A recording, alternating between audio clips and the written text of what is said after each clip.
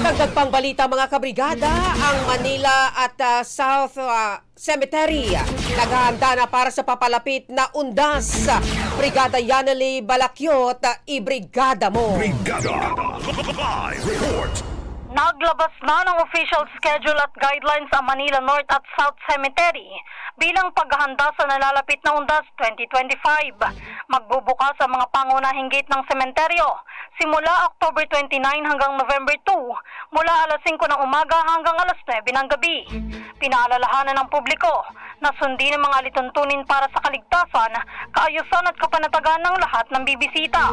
Sinabi ng dalawang pamunuan na mahigpit nitong ipinagbabawal ang lahat ng uri ng nakalalasing na inumin, matatalim na bagay, malalakas na sound system at iba pang maaaring makasagabal sa kaayusan.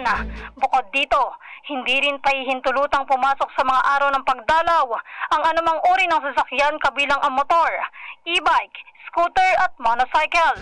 Magpapatuloy ang operasyon ng dalawang tanggapan pagkatapos ng holiday sa November 3. In the heart of changing lives, ako si Brigada Yanely Balakyot ng 105.1 Brigada News FM Manila, the Music News Authority.